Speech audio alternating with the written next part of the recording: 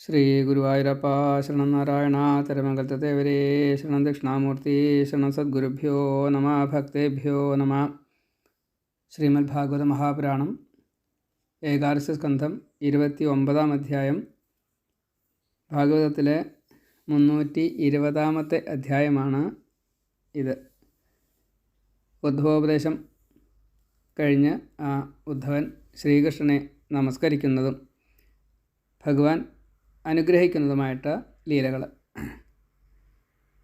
ഉദ്ധവൻ സന്തോഷത്തോടു കൂടിയിട്ട് ഭഗവാനിൽ നിന്നും നേടിയതായിട്ടുള്ള ജ്ഞാനവും ഭഗവാന്റെ നാമം ചുണ്ടിലും ഹൃദയത്തിൽ ഭഗവാന്റെ രൂപവും ലീലകളും സ്മരിച്ചുകൊണ്ടും ഭഗവാൻ കൊടുത്തതായിട്ടുള്ള ആ മെതിയടി ശിരസിലും വെച്ചുകൊണ്ട് ബദരിയിലേക്ക് ഭഗവാന്റെ ആജ്ഞപ്രകാരം യാത്രയാകുന്നു.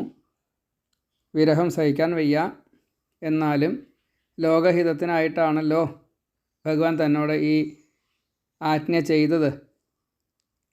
ഭഗവാന്റെ അടുത്ത് തന്നെയാണല്ലോ ഞാൻ ഇരിക്കാൻ പോകുന്നത്. നിത്യം ഗംഗയിൽ സ്മരിക്കാലോ, ഗംഗയിൽ കുളിക്കാലോ, സത്സംഗം ധാരാളം കിട്ടുമല്ലോ. ഇങ്ങനെ ഭാഗവതത്തെ പറയാനുള്ള അവസരം തന്ന ആ ഭഗവാനെ നമസ്കരിച്ചുകൊണ്ട് ഓർത്തുകൊണ്ട് നാമം ജപിച്ചുകൊണ്ട് ബദരിയിലേക്ക് യാത്രയാവണം. യോഗികളും കൂടി ഇങ്ങനെ പതിക്കാനുള്ള കാരണം എന്താണ് എന്ന് ചോദിക്കുകയാണ് ഉദ്ധവൻ. ജ്ഞാനമില്ലാച്ചാലും ഭക്തർക്ക് വീഴ്ച വരണില്ല. പക്ഷേ ജ്ഞാനമുണ്ടെങ്കിലും യോഗിക്ക് വീഴ്ച വരണം. ഇതിൻ്റെ കാരണം എന്താ? വിശ്വാമിത്രനൊക്കെ അങ്ങനെ സംഭവിച്ചിട്ടുണ്ടല്ലോ. അപ്പം അത് സത്സംഗത്തിൻ്റെ പ്രാധാന്യം, അതേപോലെ സദ്ഗുരുക്കന്മാരെ സേവിക്കുമ്പോൾ ആത്മാവ് ശുദ്ധനായിട്ട് പരമാത്മാവിനെ അറിയാറാവല്, പരമാത്മാവിലേക്ക് ഈ ജീവാത്മാവിനെ ആത്മനിവേദനം ചെയ്യുക എന്ന ഭാവത്തിൽ സമർപ്പിക്കാറാവല്.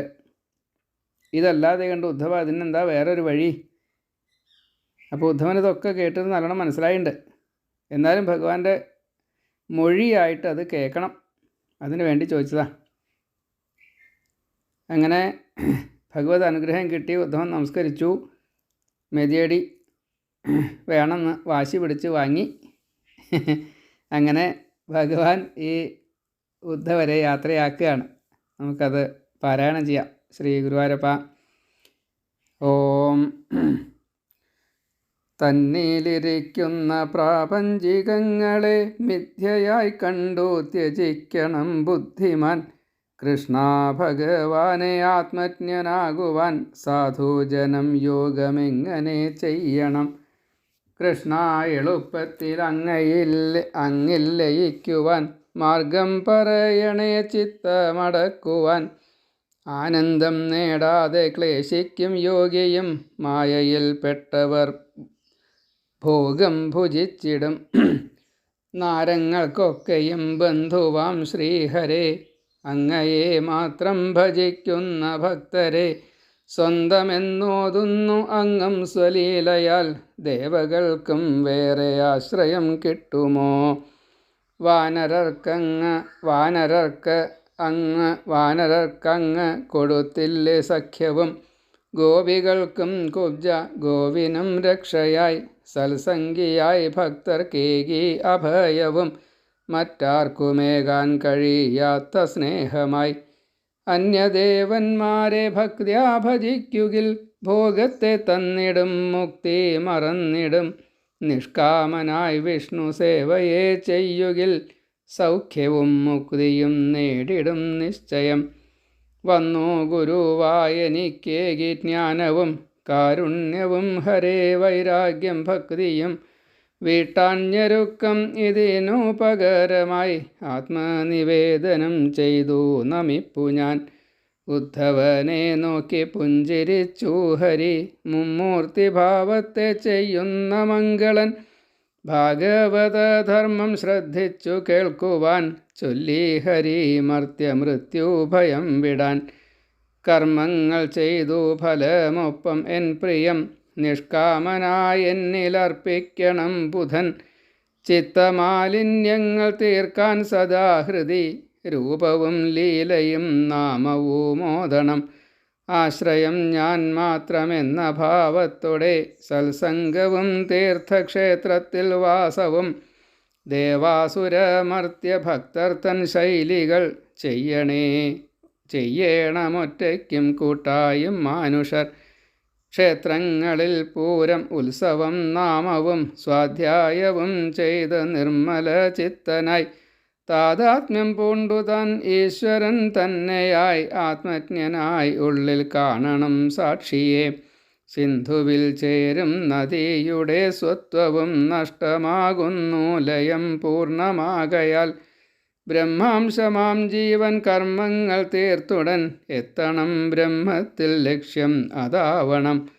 ചണ്ടാളൻ വിപ്രനും ശാന്തനും ക്രൂരനും തുല്യരെന്നെന്നും കരുതണം സാത്വികൻ.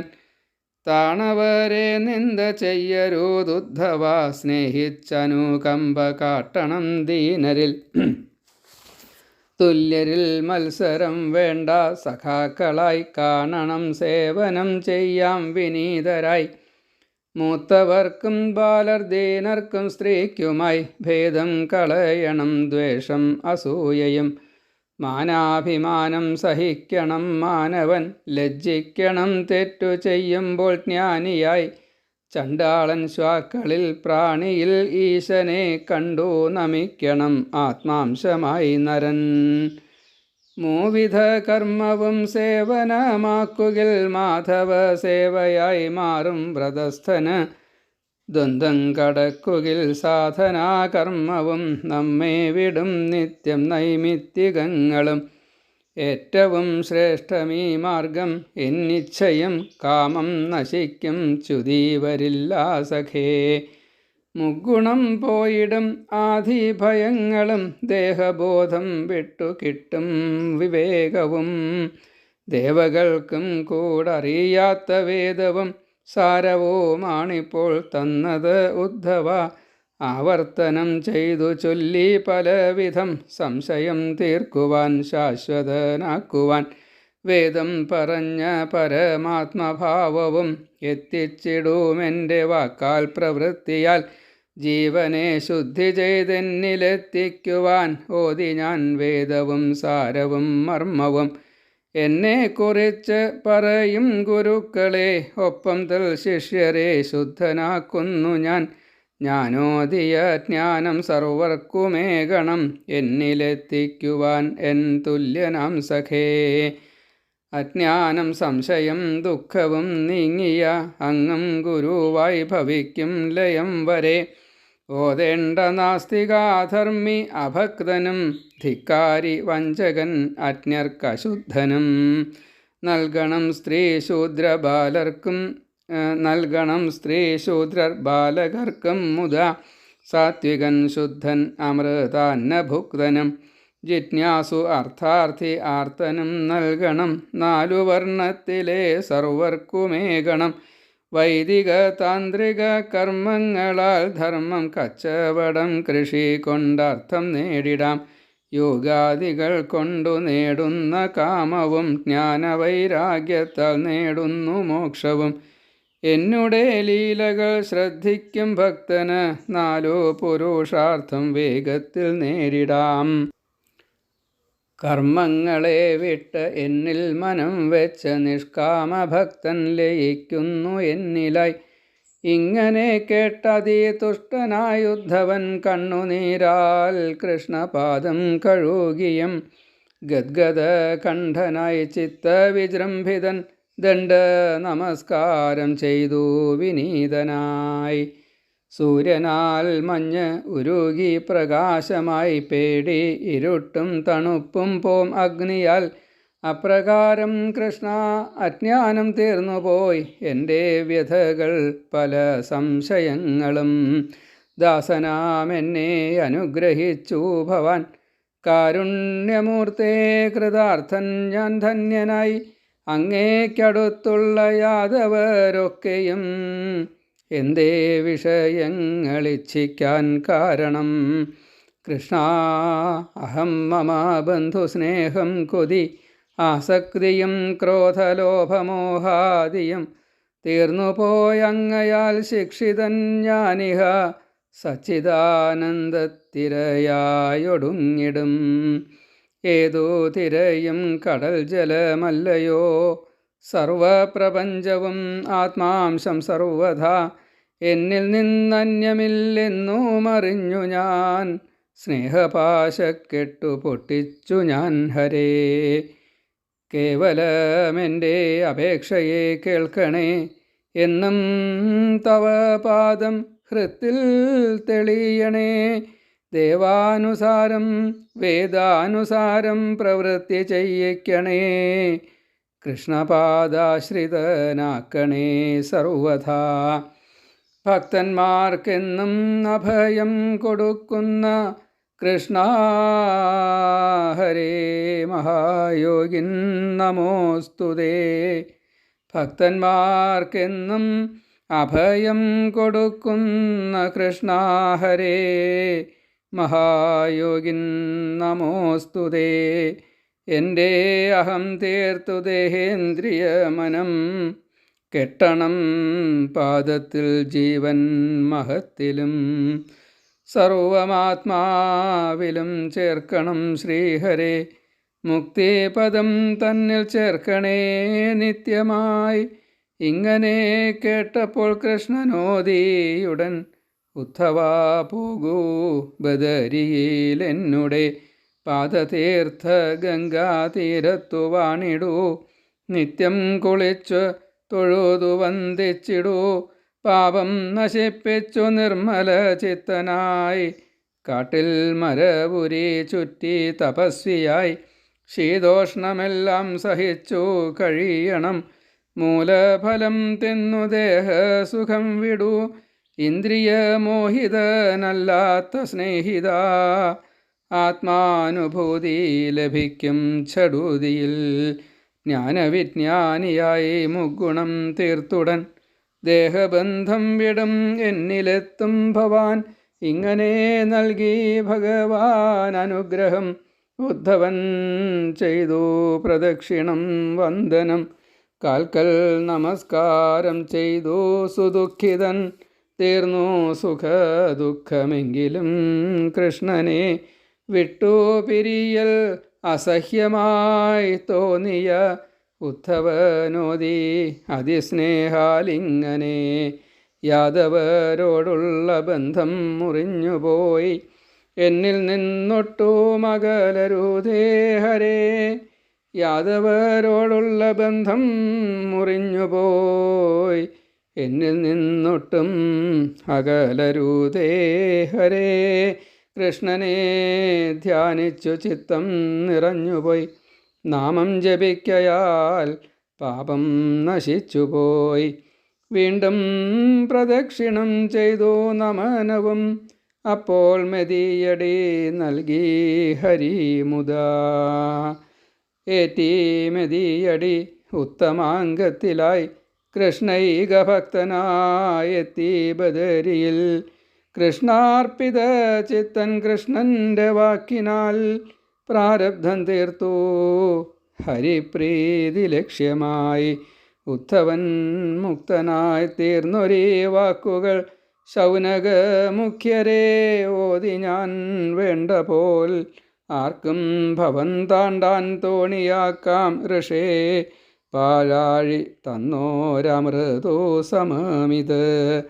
ദേവകൾക്കൊക്കെ ജരാനര തീർത്ത പോൽ ചിത്തം തെളിഞ്ഞു ഹരിയേറും ഹൃത്തിലായി വേദം കടഞ്ഞോരമൃതാണു വിപ്രരേ ജ്ഞാനവിജ്ഞാനമാം വേദസാരം ബൃഹത് തേനീച്ച പൂക്കളിൽ നിന്നെടുക്കുന്ന തേൻ പോലെ പരിശുദ്ധമാണിത് സർവഥാ വിഷ്ണു വിധിക്കും വിധി നാരദനുമായി നാരദൻ വ്യാസനും വ്യാസൻ ശുഗനുമായി ലോകഹിതാർത്ഥം മുനികൾക്കു സൂതനും ഉദ്ധവഗീത പറഞ്ഞ ഗോവിന്ദനെ ആരോഭകം 16 കലയുമായി ലീലകൾ കാട്ടി മനഃശുദ്ധിയേകിയ കൃഷ്ണനായി വന്ന പരബ്രഹ്മമൂർത്തിയെ ശ്രീശുകനന്ന് നമിച്ചു ശ്രീകൃഷ്ണനെ.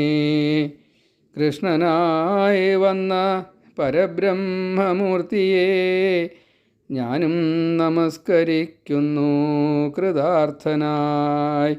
കൃഷ്ണനായി വന്ന് പരബ്രഹ്മമൂർത്തിയെ ഞാനും നമസ്കരിക്കുന്നു കൃതാർത്ഥനായി.